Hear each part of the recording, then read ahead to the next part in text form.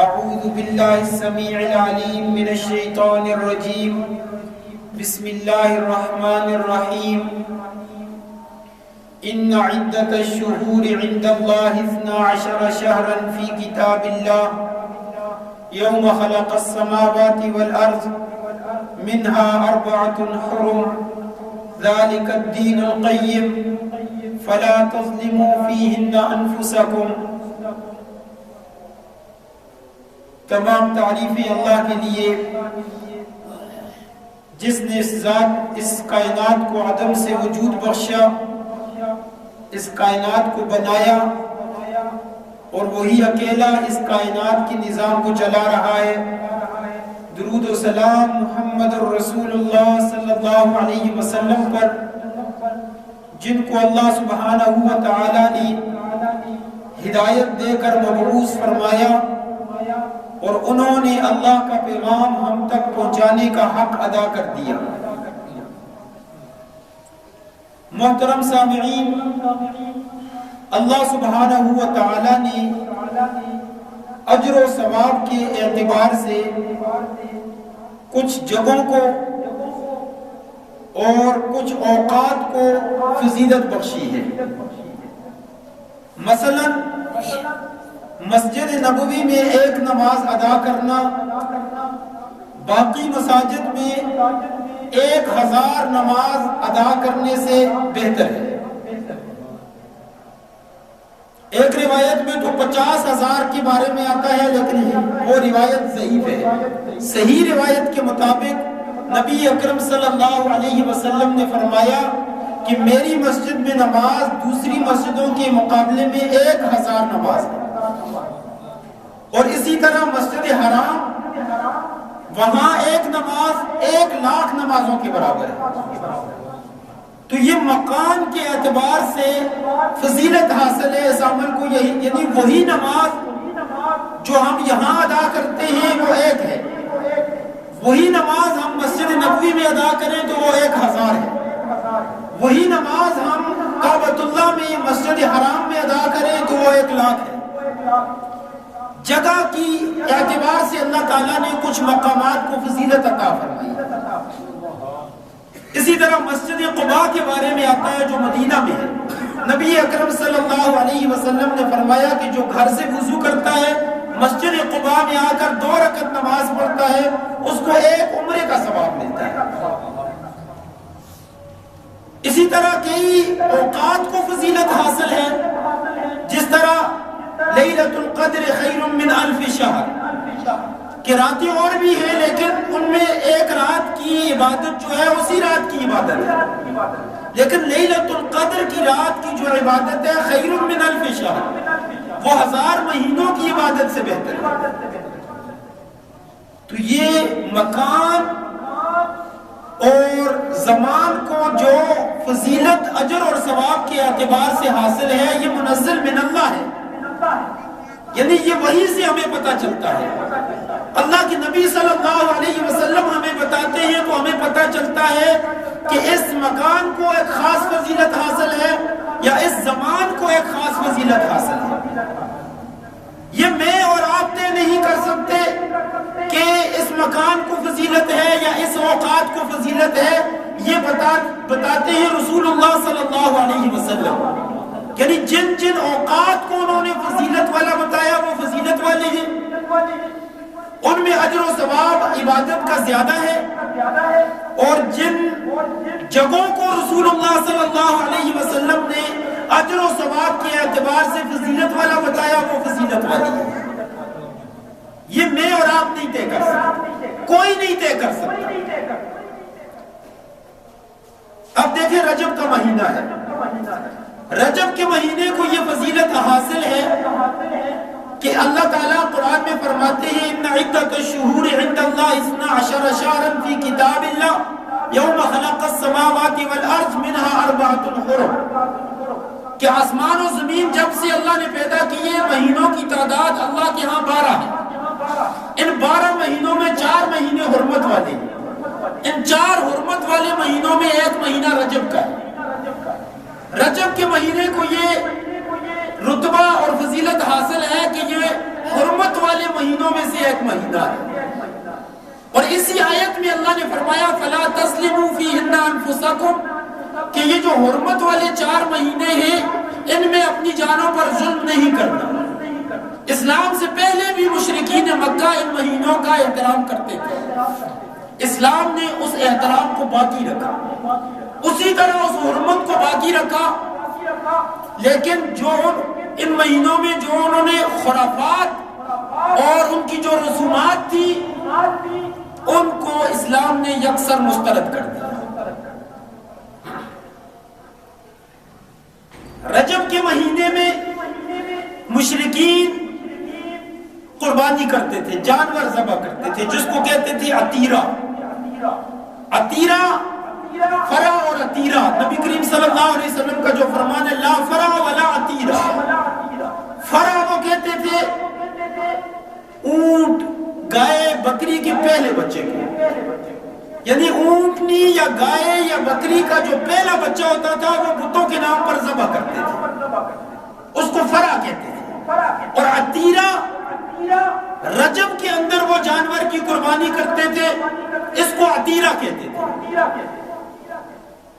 ان کی حرمت کو تو اسلام نے باقی رکھا، لیکن ان کے جو رسوم اور رواج تھے، جو خرافات تھی، ان کو مسترد کیا کہ جو فرع ہے بتوں کے نام پر جانور ذبح کرنا، حرمت علیکم المیتۃ والدم ولحم الخنزیر وما اہل لغیر اللہ، کہ قرآن نے حرام قرار دیا کہ کسی بھی وقت میں غیر اللہ کے نام پر جانور ذبح کیا جائے یا کوئی بھی چیز غیر اللہ کے نام پر لگا کر تقسیم کی جائے، فرمایا یہ حرام ہے، اس کو اسلام نے حرام قرار دیا۔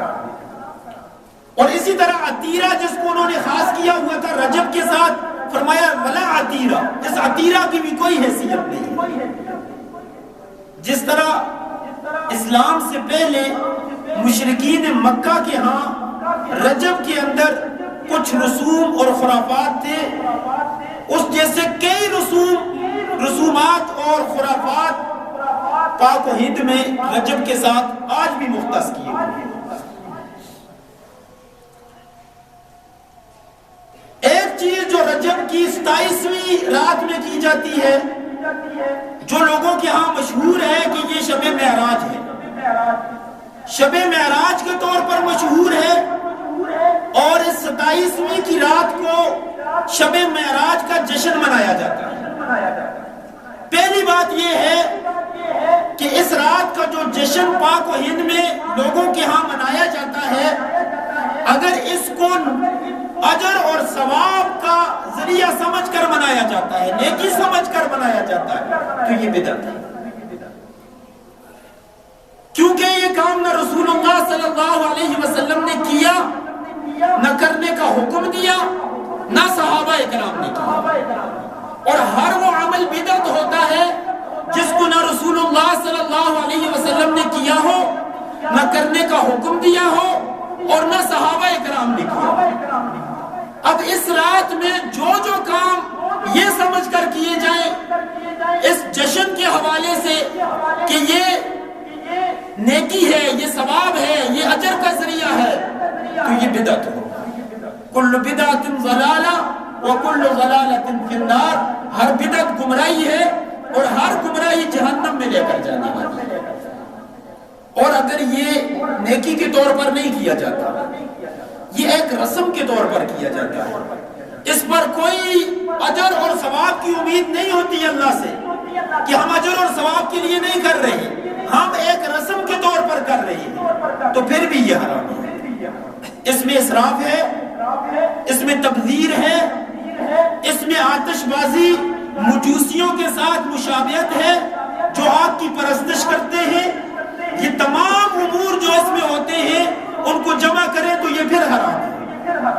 اگر اس کو نیکی کے اعتبار سے کریں تو پھر، اور اگر اس کو رسم کے اعتبار سے کریں تو پھر دونوں صورتوں میں حرام ہے۔ اور مشہور یہ ہے کہ یہ کام اس لیے کیا جاتا ہے کہ اس رات میں رسول اللہ صلی اللہ علیہ وسلم کو معراج نصیب ہوا۔ امت مسلمہ کا اس بات پر اتفاق ہے کہ کہ رسول اللہ صلی اللہ علیہ وسلم کو اللہ تعالیٰ نے رات کے ایک تھوڑے سے حصے میں مسجد حرام سے مسجد اقصی اور مسجد اقصی سے سدرۃ المنتہا تک پھر جنت اور جہنم کی سیر کرائی. اس معراج پر تمام امت مسلمہ متفق ہے. لیکن یہ واقعہ کب پیش آیا؟ اس کے سال میں، اس کے مہینے میں اور اس کی رات میں شدید اختلاف ہے کہ اس کا وقوع کب ہوا. اس میں اختلاف ہے اور تھوڑا نہیں ہے. یہ کس سال میں ہوا اس میں 10 اقوال ہیں. یعنی یہ ہجرت مدینہ سے پہلے ہوا اور بعثت نبوی کے بعد ہوا. اب ہجرت مدینہ سے کتنا عرصہ پہلے ہوا اس میں 10 اقوال ہیں. ایک قول کے مطابق 1 سال پہلے ہوا، ایک قول کے مطابق 8 مہینے پہلے، ایک قول کے مطابق 6 مہینے پہلے. اس طرح 10 اقوال ہیں. یہ سال میں اختلاف ہے کہ سال کون سا تھا. پھر مہینے میں اختلاف ہے کہ مہینہ کون سا تھا. مہینے میں 5 اقوال تو میرے علم میں ہے کہ ایک قول یہ ہے کہ یہ شوال کا مہینہ تھا، ایک قول ہے یہ ربیع الاول، دوسرا قول ہے ربیع الثانی، تیسرا قول ہے رجب اور ایک قول ہے ذو الحجہ. 5 اقوال ہیں. یعنی کہ سال میں 10 قول ہیں، مہینے میں 5 قول ہیں. پھر یہ رات کون سی تھی؟ اس میں 3 قول ہیں، جمعہ، ہفتہ، سموار. ایک قول کے مطابق جمعہ تھا، دوسرے میں ہفتہ تھا، تیسرے میں سموار تھا. یعنی کہ یہ واقعہ کب پیش آیا اس میں شدید اختلاف ہے. پورے وثوق کے ساتھ یہ کہنا کہ یہ رجب میں پیش آیا اور رجب کی بھی 27 کو پیش آیا، یہ جسارت ہے. اور اوپر سے یہ کہ اس رات کو ایک فضیلت بھی اجر اور ثواب اور نیکی کے اعتبار سے حاصل ہے، یہ اس سے بڑی جسارت ہے. کیونکہ سمجھنے والی بات ہے کہ جب یہ واقعہ پیش آیا تو یہ ہجرت مدینہ سے پہلے پیش آیا، یعنی 1 سال پہلے پیش آیا. اس کے بعد رسول اللہ صلی اللہ علیہ وسلم نے مدینہ منورہ میں کتنی زندگی گزاری. رسول اللہ صلی اللہ علیہ وسلم کی سیرت طیبہ سے کچھ بھی نہیں ملتا اس رات کے بارے میں کہ کوئی عبادت کی ہو، کرنے کا حکم دیا ہو یا اس کی کوئی فضیلت بتائی ہو. پھر رسول اللہ صلی اللہ علیہ وسلم کے بعد صحابہ اکرام اس کرۂ ارض پر لگ بھگ 100 سال تک زندہ رہے. کسی صحابی نے کوئی عمل اس رات کے اعتبار سے نہیں کیا. اور اس کے وقوع میں یہ جو شدید اختلاف ہے، یہ اختلاف ہی ہمیں بتاتا ہے کہ اس رات میں امت مسلمہ کوئی خاص عبادت نہیں کرتی تھی. اگر کی ہوتی تو اس میں یہ اختلاف ہی نہ ہوتا. پھر تو ایک دن ہوتا جو طے چلا آتا نسل در نسل. اور وہ دن ہمارے پاس جیسے 1 شوال کو عید الفطر ہے، امت مسلمہ کا کوئی اختلاف نہیں، کیونکہ یہ سلفن خلفن چلی آ رہی ہے 1 شوال کو. اب کوئی بھی نہیں کہتا کہ یہ 2 شوال کو ہے، یہ 3 شوال کو ہے، یہ شوال میں نہیں ہے، کسی اور مہینے میں ہے. کوئی اختلاف نہیں، کیونکہ یہ ایک سلسلہ ہے جو چلا آ رہا ہے. اور اگر یہ بھی ایک سلسلہ ہوتا اور چلا آ رہا ہوتا تو سوال نہیں پیدا ہوتا کہ دوسرا بھی تیسرا بھی کوئی قول ہوتا. یہاں 10 قول سال میں ہے، 5-6 قول مہینے میں ہے، پھر دن میں ہے. یعنی پتہ ہی نہیں ہے کہ یہ کب ہوا. یہ ہوا ہے، اس میں کوئی شک نہیں. اور ہمارے لیے عام بات بھی یہی ہے کہ یہ معراج ہوئی ہے، اس میں ہمارے لیے سبق. یہ کب ہوئی ہے اس میں ہمارے لیے کوئی سبق نہیں ہے. جس میں ہمارے لیے اسباق ہیں وہ اللہ کے رسول صلی اللہ علیہ وسلم نے ہمارے سامنے بیان کر دیا ہے. اللہ نے سبحان الذی اسری بعبدہ لیلا من المسجد الحرام الى المسجد الاقصى الذي باركنا حوله لنريه من آیاتنا انه هو السمیع البصیر. اللہ نے بیان کر دیا کہ پاک ہے وہ ذات جو اپنے بندے کو رات کے کچھ حصے میں لے گئی مسجد حرام سے مسجد اقصی، جس کے ارد گرد کو اللہ نے برکت عطا کی ہے. اور یہ اس لیے کیا لنریہ من آیاتنا، تاکہ ہم ان کو دکھائیں اپنی نشانیاں. اس پر ایمان ہے. پھر رسول اللہ صلی اللہ علیہ وسلم نے جو واقعہ تفصیل کے ساتھ بیان فرمایا ہے کہ کس طرح سفر ہوا، پہلے آسمان پہ، دوسرے پہ، تیسرے پہ، چوتھے پہ، سدرۃ المنتہا، جنت دیکھی، جہنم دیکھی، ہر چیز پر ایمان ہے، اور اس میں ہمارے لیے اسباق ہیں، وہ ہمیں رسول اللہ صلی اللہ علیہ وسلم نے بتا دی۔ لیکن یہ کہنا کہ اس رات کو نیکی کے اعتبار سے کوئی خاص فضیلت حاصل ہے، یہ رسول اللہ صلی اللہ علیہ وسلم نے نہ کیا ہے نہ ہمیں بتایا ہے، اور جو کام نہ رسول اللہ نے کیا نہ ہمیں بتایا، تو ہم یہ جسارت کس طرح کر سکتے ہیں کہ ہم آگے بڑھنے کی کوشش کریں اور اپنی طرف سے ہم بتائیں کہ اس رات کو کی عبادت کو یا اس دن کے روزے کو کوئی خاص فضیلت حاصل نہیں ہے۔ امام ابن کثیر رحمہ اللہ فرماتے ہیں وَأَمَّا أَهْلُ السُّنَّةِ وَالْجَمَاعَةِ فَيَقُولُونَ کہ اہل سنت والجماعت کا طرز عمل یہ ہے، اہل سنت والجماعت کا طرز عمل یہ ہوتا ہے، اہل سنت والجماعت کیا مطلب ہوتا ہے کہ اہل سنت کہ رسول اللہ صلی اللہ علیہ وسلم کی سنت کو لازم پکڑنے والے، والجماعت اور رسول اللہ کے صحابہ کے طرز عمل کو لازم پکڑنے والے، اس کو اہل سنت والجماعت کہتے ہیں۔ اور وَأَمَّا أَهْلُ السُّنَّةِ وَالْجَمَاعَةِ اہل سنت والجماعت کا طرز عمل یہ ہوتا ہے فَيَقُولُونَ فِي كُلِّ فِعْلٍ وَقَوْلٍ کہ اہل سنت والجماعت ہر عمل اور قول میں یہ کہتے ہیں لَمْ يَثْبُتْ عَنِ الصَّحَابَةِ وَبِدْعَةٌ کہ جو قول اور عمل صحابہ اکرام سے ثابت نہیں ہے وہ بدعت ہے۔ یہ اہل سنت والجماعت کا طرز عمل یہ ہے کہ وہ اپنی طرف سے کوئی جسارت نہیں کرتے، وہ اہل سنت والجماعت کہلاتے ہیں جو سنت کو اور صحابہ اکرام کی طرز عمل کو لازم پکڑتے ہیں، اور کوئی بھی عمل یا قول ہو تو وہ یہ دیکھتے ہیں کہ یہ عمل صحابہ اکرام نے اس طرح کیا ہے یا نہیں کیا۔ لِأَنَّهُ لَوْ كَانَ خَيْرًا مَا سَبَقُونَا إِلَيْهِ کیونکہ اگر وہ عمل جس کو وہ دیکھتے ہیں کہ یہ صحابہ نے کیا یا نہیں کیا، اگر کیا ہے تو ٹھیک ہے، اگر نہیں کیا لَوْ كَانَ خَيْرًا مَا سَبَقُونَا إِلَيْهِ اگر یہ خیر کا کام ہوتا تو صحابہ اکرام ضرور کرتے، وہ ہم سے اس کام میں ضرور سبقت حاصل کرتے، وہ شریعت پر سب سے زیادہ عمل کرنے والے تھے، وہ رسول اللہ صلی اللہ علیہ وسلم سے سب سے زیادہ محبت رکھنے والے تھے، ان کے دلوں میں جہنم کا آخرت کا سب سے زیادہ خوف تھا، اور جنت کی ان کو سب سے زیادہ طلب تھی، جس جنت کے لیے انہوں نے اپنی جانیں قربان کی، اپنی بیوی بچے قربان کیے، تو وہ یہ اعمال کبھی بھی نہ چھوڑتے جنت کے حصول کے لیے۔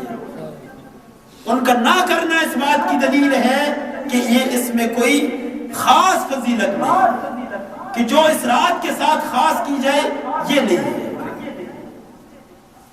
اسی طرح پھر 22 رجب کے کنڈے بھی ہیں۔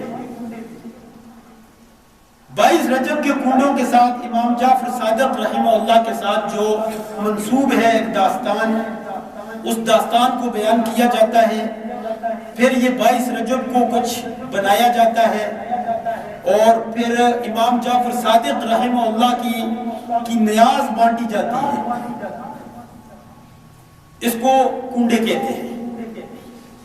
تو اس کے بارے میں تو قرآن کی ایک آیت ہی کافی ہے، حرمت علیکم المیتۃ والدم ولحم الخنزیر وما اہل بہ لغیر اللہ کہ حرام کر دیا گیا ہے تم پر المیتہ مردہ جانور جو تبھی موت مر جائے، والدم دم مسفوح جو ذبح کرتے وقت جانور کی گردن سے نکلتا ہے، ولحم الخنزیر اور خنزیر کا گوشت، اور وہ چیز جس پر غیر اللہ کا نام پکارا جائے، جو غیر اللہ کے نام پر بانٹی جائے، وہ چیز بھی انہی چیزوں کی طرح حرام ہے، جس طرح دم حرام ہے، میتہ حرام ہے اور لحم الخنزیر حرام ہے، اسی طرح وما اہل بہ لغیر اللہ یہ بھی حرام ہے۔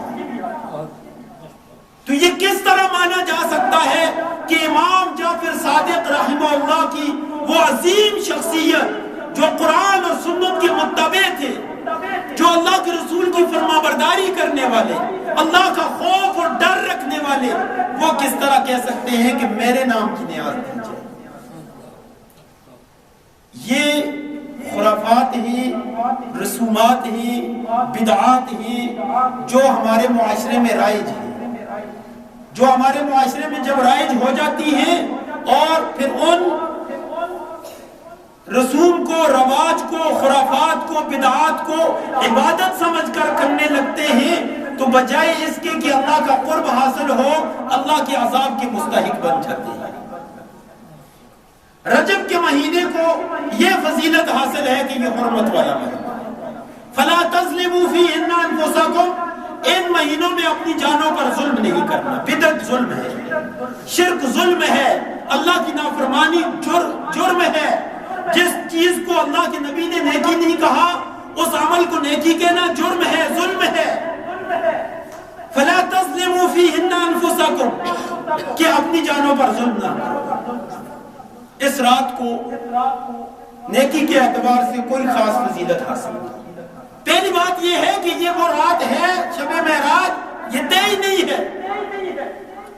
امام ابن تیمیہ رحمہ اللہ سے کسی نے پوچھا کہ شب معراج افضل ہے یا لیلۃ القدر افضل ہے، تو ابن تیمیہ رحمہ اللہ نے بہت ہی عمدہ جواب دیا کہ رسول اللہ صلی اللہ علیہ وسلم کے لیے لیلۃ القدر سے مرتبے کے اعتبار سے اور جو انعامات رسول اللہ صلی اللہ علیہ وسلم کو شب معراج دیے گئے، ان انعامات کے اعتبار سے رسول اللہ صلی اللہ علیہ وسلم کے لیے لیلۃ القدر سے زیادہ شب معراج ہے، کیونکہ جن انعامات سے رسول اللہ صلی اللہ علیہ وسلم کو شب معراج میں نوازا گیا وہ اس سے زیادہ ہیں جو لیلۃ القدر میں رسول اللہ صلی اللہ علیہ وسلم کو عطا کیے گئے، کہ شب معراج میں رسول اللہ صلی اللہ علیہ وسلم کو انبیاء کی امامت عطا کی گئی، تمام انبیاء پیچھے اور رسول اللہ صلی اللہ علیہ وسلم آگے، آپ کے سر پر امام الانبیاء ہونے کا تاج رکھ دیا گیا، اور آپ کو اللہ سبحانہ و تعالی نے آسمانوں پر بلایا، جنت اور جہنم دکھائی، تحائف عطا کیے۔ تو یہ بہت عظیم چیزیں ہیں جو رسول اللہ صلی اللہ علیہ وسلم کو اس رات میں عطا کی گئی۔ اور ابن تیمیہ فرماتے ہیں کہ رسول اللہ صلی اللہ علیہ وسلم کے لیے تو ان انعامات کے اعتبار سے شب معراج بنسبت لیلۃ القدر کے بہت انعام والی ثابت ہوئی، لیکن ہمارے لیے، امت کے لیے، شب معراج میں بھی ہمیں بڑے تحائف ملے، لیکن لیلۃ القدر میں امت کو جو انعام ملے وہ امت کے لیے ہے، کہ اگر وہ عبادت کرتے ہیں اس رات کی تو خیر من الف شہر، 1000 مہینوں کی عبادت سے بہتر ہے۔ تو جو انعامات شب معراج میں دیے گئے وہ رسول اللہ صلی اللہ علیہ وسلم کے لیے ایسے تھے کہ جو رسول اللہ صلی اللہ علیہ وسلم کو لیلۃ القدر میں دیے گئے وہ ان سے بڑے ہیں۔ اور امت کے لیے لیلۃ القدر، کیونکہ اس رات کی عبادت کی فضیلت ہے امت کے لیے، وہ اس رات عبادت کرے گی تو اللہ کی معافی کا اعلان ہے، اللہ کی طرف سے اس رات کی عبادت کا ثواب 1000 شہر، 1000 مہینوں کی عبادت سے بہتر ہے۔ تو اگر یہ طے ہو بھی جائے، یہ تو طے ہی نہیں ہے کہ شب معراج کب ہوئی، اگر ہو بھی بالفرض مان بھی لیا جائے تو پھر بھی عبادت لیلۃ القدر کی رسول اللہ صلی اللہ علیہ وسلم نے ہمیں سکھائی ہے۔ شب معراج کی رات، یعنی کہ معراج کی رات کی عبادت اور صبح کے روزے کی کوئی فضیلت صحیح حدیث میں رسول اللہ صلی اللہ علیہ وسلم نے نہیں بتائی۔ تو خرافات سے بچنا، رسومات سے الگ رہنا، بدعات سے اپنے آپ کو بچا کر اس عمل کو لازم پکڑنا جو عمل رسول اللہ صلی اللہ علیہ وسلم نے اجر اور ثواب والا بتایا، اسی میں ہمارے لیے خیر ہے۔ حضرت حذیفہ بن یمان رضی اللہ تعالی عنہ، کل عبادت لم يتعبدها اصحاب رسول اللہ صلی اللہ علیہ وسلم فلا تعبدوها، کہ ہر وہ عمل جس کو بطور عبادت رسول اللہ صلی اللہ علیہ وسلم کے صحابہ نے نہیں کیا، اس عمل کو تم بطور عبادت نہ کرو، اس میں خیر ہے۔ جس عمل کو رسول اللہ کے صحابہ نے بطور عبادت کیا ہے اس کو عبادت سمجھ کے کرو، اس میں خیر ہے، اور جس عمل کو رسول اللہ کے صحابہ نے عبادت سمجھ کے نہیں کیا اس کو تم عبادت سمجھ کے نہ کرو، اس میں خیر نہیں